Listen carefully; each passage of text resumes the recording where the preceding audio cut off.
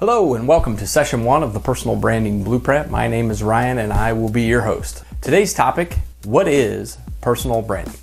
But before we give you a definition for what is personal branding, I want to take just a few minutes to give you a little bit of a history about personal branding.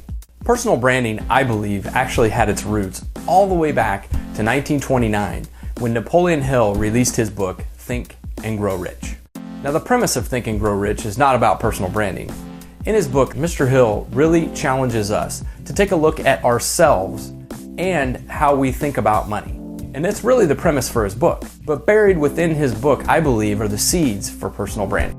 As Mr. Hill is challenging us about our mindset and how we think about money, he also challenges us to think about ourselves as well. One specific challenge that he lays down, which I believe is that seed for personal branding, is that we can only know ourselves through accurate analysis. And that really is the heart of personal branding. Because once we know ourselves, we can truly begin to understand the value that we bring and how we're different than our competition. Included in Mr. Hill's book is a 28-question survey that the reader is supposed to use to challenge themselves and their thinking as it relates to money. However, within these 28 questions, there's one that I believe also is specific to personal branding. That question challenges us to ask, am I in the right vocation? And if not, why not?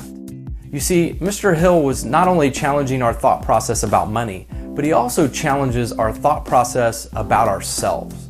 If you've not taken the time to read Think and Grow Rich, I highly recommend it. So let's fast forward a little bit, say all the way to 1997, where many believe is the modern day birthplace of personal branding.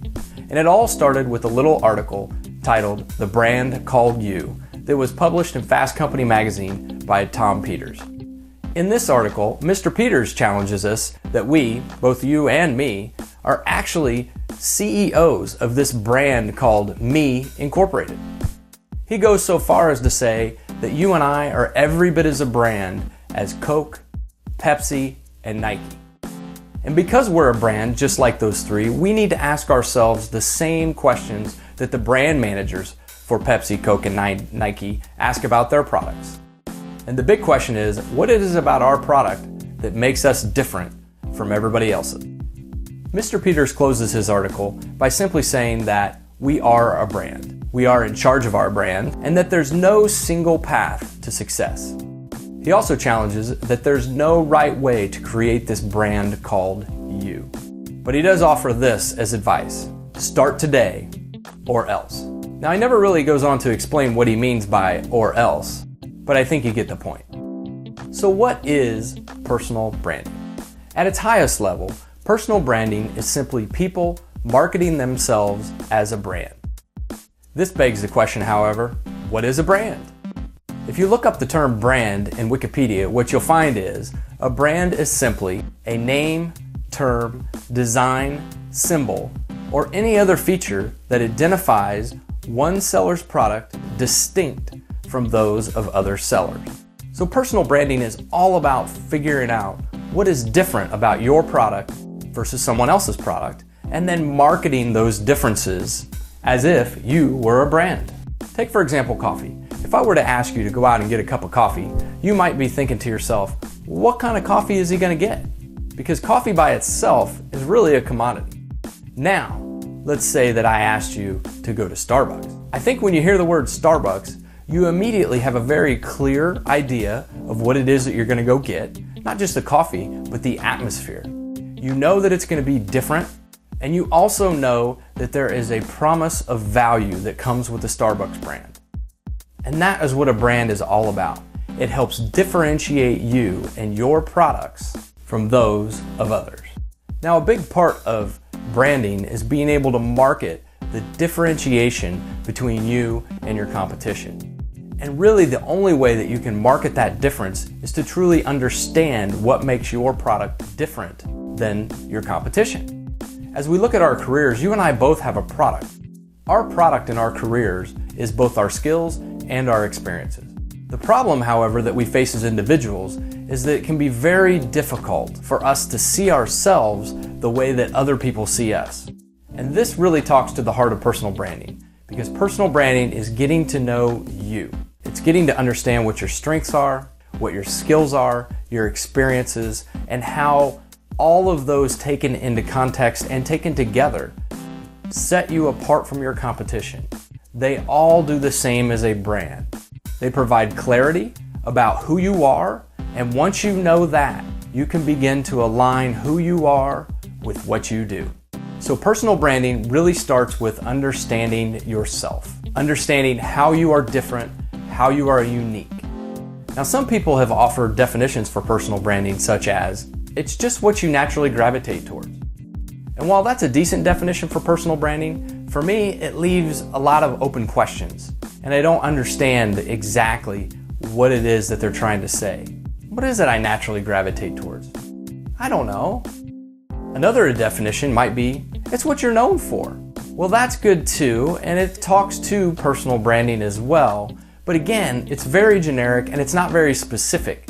Yet another definition is that personal branding is what people say about you when you're not around. And while I agree with that, again, I think it's not specific enough, although it is more specific than the other two, because personal branding is what people say about you when you're not around. But again, for me, I need a little bit more specificity. So here is my definition of personal branding. Personal branding is a unique set of characteristics that identify and differentiate you from your competition.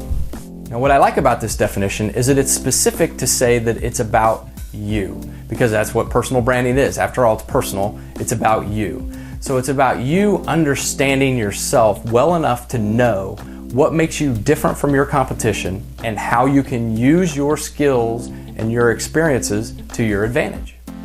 Now, when we talk about characteristics, we can talk about a lot of different things, but there's really three that I would like to focus on.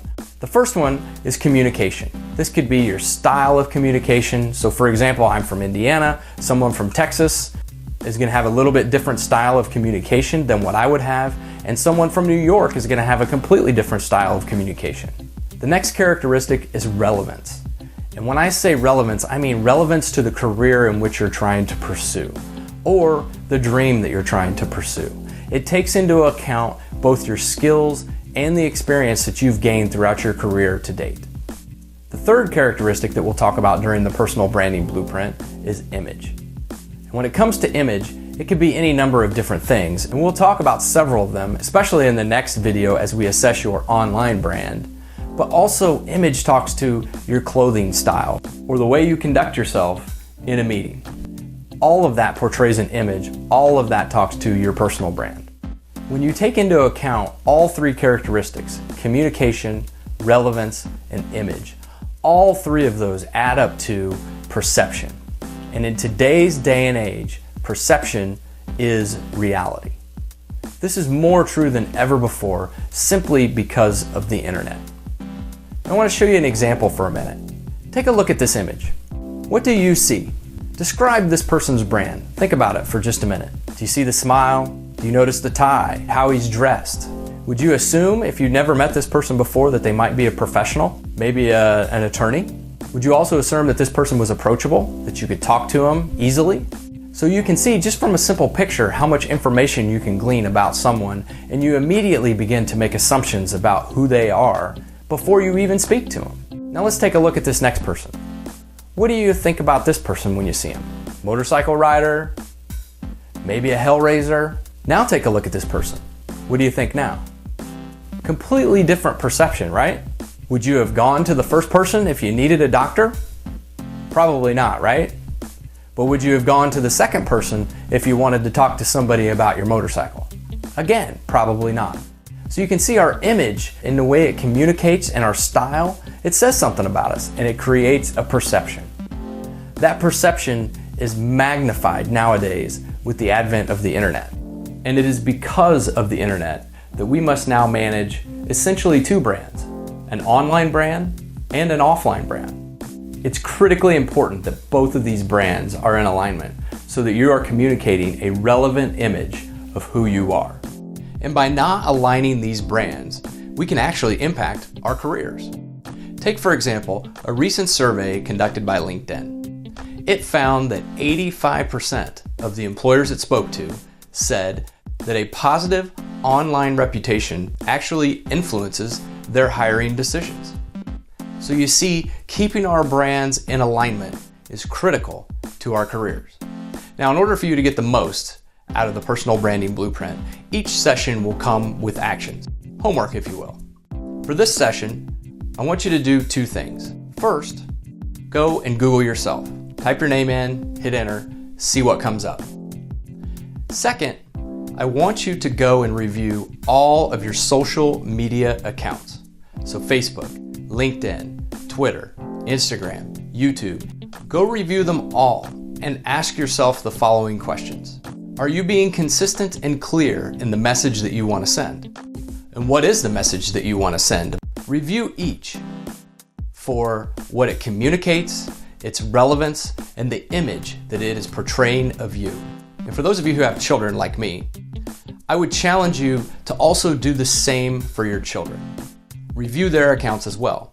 Not because you're spying on them and you want to see what they're posting, but they need to know and understand that what they're posting today could impact the college that they get into or the job that they get tomorrow.